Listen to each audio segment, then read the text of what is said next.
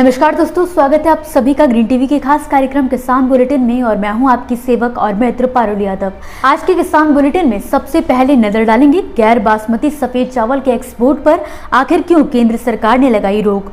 फिर जानेंगे आंवला की खेती करने वाले किसानों को कितनी सब्सिडी देगी सरकार। इसके बाद आपको बताएंगे गुजरात के राजकोट में आयोजित की गई किसान चौपाल के बारे में, जहाँ कपास प्रबंधन, ट्रैक्टर उद्योग में नई खोज, गाड़ी रखरखाव और मिलेट्स की खेती पर हुई विस्तृत चर्चा। केंद्र सरकार ने हाल ही में चावल की बढ़ती कीमतों के बीच एक बड़ा फैसला लिया है। आपको बता दें कि सरकार ने गैर बासमती सफेद चावल के निर्यात पर रोक की घोषणा की है। साथ ही गैर बासमती सफेद चावल की एक्सपोर्ट पॉलिसी में कुछ बदलाव किया है। ये फैसला इसलिए लिया गया है ताकि देश में सस्ते चावल की उपलब्धता बनी रहे।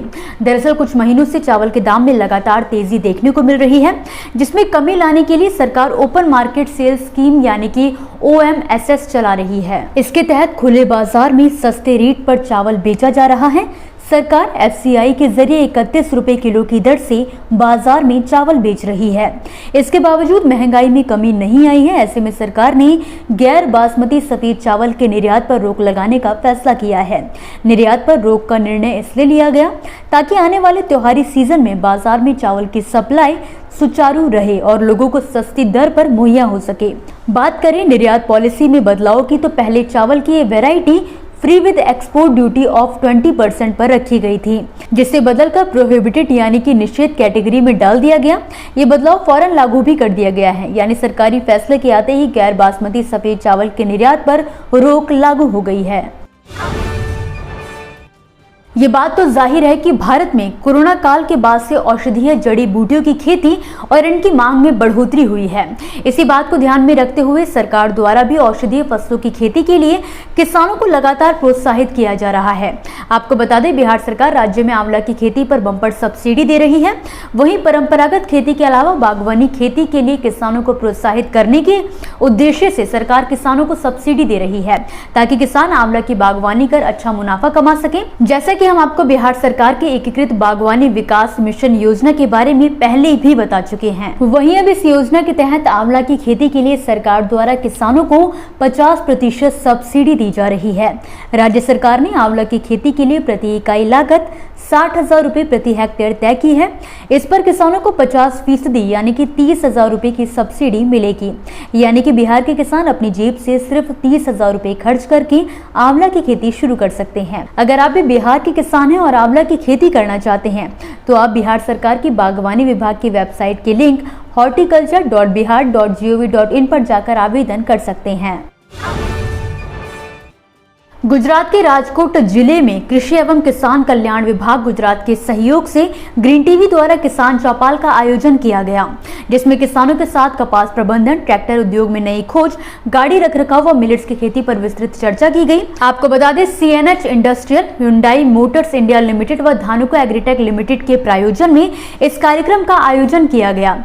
कार्यक्रम की शुरुआत करते हुए गुजरात के कृषि सह निदेशक NM कमरिया ने किसानों को मृदा जांच के महत्व के बारे में बताया, जबकि धानुका एग्रीटेक लिमिटेड के DGM CN पटेल ने किसानों को इंडिया का प्रणाम हर किसान के नाम कैंपेन के बारे में जानकारी दी। इसी के साथ धानुका एग्रीटेक लिमिटेड के सब्जेक्ट मैटर एक्सपर्ट मयूर अमेता ने कपास उत्पादक किसानों के लिए धानुका द्वारा की गई पहल से उन्हें अवगत कराया। वहीं इक्विटी Hyundai के business group admin Hitesh Rathore ने रूरल इंडिया के लिए तैयार की गई Hyundai मोटर्स इंडिया लिमिटेड की नई रेंज से किसानों को अवगत कराया। बता दें कि राजकोट के कृषि सह निदेशक नीलेश रमोलिया ने कार्यक्रम के दौरान किसानों को सरकार द्वारा किसानों के लिए चलाई जा रही योजनाओं की भी जानकारी दी। ग्रीन टीवी की इस खास चौपाल का हिस्सा बने Vandana tractors private limited Rajkot Gujarat के जनरल मैनेजर दर्शन सिंह जाधव ने ट्रैक्टर इंडस्ट्री में हुए नए इनोवेशन के बारे में किसानों को जानकारी दी।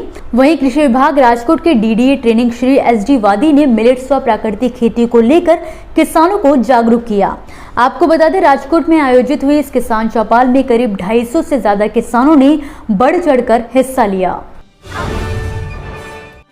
तो दोस्तों, ये थी वो खबरें जिन्हें हमने आप तक विस्तार से पहुंचाया, लेकिन अब हम बात करेंगे कुछ ऐसी खबरों की जिनके बारे में भी आपके पास जानकारी होना बेहद जरूरी है। तो चलिए फटाफट से एक नजर डालते हैं खेती किसानी और कृषि क्षेत्र से जुड़ी आज की छोटी बड़ी अपडेट्स पर। इस बार बिहार में 15 लाख किसानों को केंद्र की योजना पीएम किसान सम्मान निधि की 14वीं किश्त से वंचित रहना पड़ सकता है। दरअसल सरकार बार बार अपील किए जाने के बाद भी इन किसानों ने अभी तक eKYC नहीं करवाया है, साथ ही अपना आधार बैंक अकाउंट से लिंक नहीं किया है, जिसके चलते ये किसान योजना का लाभ नहीं ले सकेंगे। हरियाणा में हर साल बाढ़ और बारिश से कई एकड़ में लगी धान की फसल बर्बाद हो जाती है, जिसके चलते किसानों को होने वाली परेशानियों को कम करने के लिए करनाल जिले के दरड़ गांव के किसानों द्वारा उन्हें फ्री में धान के पौधे उपलब्ध करवाने का फैसला लिया गया है। आपको बता दें, दरड़ गांव के किसान ठेके पर जमीन लेकर खेती करने वाले छोटे किसानों को फ्री में धान के पौधे उपलब्ध कराएंगे ताकि वो नुकसान से बच सकें। पहले टमाटर की बढ़ती कीमतों ने लोगों का बजट बिगाड़ा और अब कुछ दिनों बाद महंगा होने वाला दूध जनता को रुला सकता है। खबर की माने तो चारा महंगा होने से जल्द ही दूध की कीमतों में भी 4 से 5% तक की बढ़ोतरी हो सकती है। हालांकि इसको लेकर अभी कोई आधिकारिक घोषणा नहीं की गई है। किसानों को नकली बीजों, खादों और कीटनाशकों की समस्या से निजात दिलाने के लिए महाराष्ट्र सरकार ने बड़ा कदम उठाया है। राज्य शासन ने किसानों से किए गए अपने वादे के मुताबिक एक व्हाट्सएप नंबर जारी किया है, जिस पर नकली एग्री इनपुट बेचने वाली कंपनियों और दुकानदारों की शिकायत की जा सकती है। ये नंबर है 9822446655। खास बात यह है कि शिकायतकर्ता किसान का नाम गोपनीय रखा जाएगा। राजस्थान समेत पूरे देश में किसानों की ये आम शिकायत है कि उन्हें सिंचाई के लिए दिन में बिजली उपलब्ध नहीं हो पाती है। इस समस्या का समाधान करते हुए सरकार सौर कृषि आजीविका योजना शुरू कर चुकी है। इसके तहत किसानों को दिन में बिजली मिल पाएगी और वो आराम से दिन के उजाले में सिंचाई कर पाएंगे। आपको बता दें, राजस्थान में इस योजना के तहत अब 1700 सौर ऊर्जा संयंत्रों के लिए 1395 सब स्टेशनों का चयन किया गया है।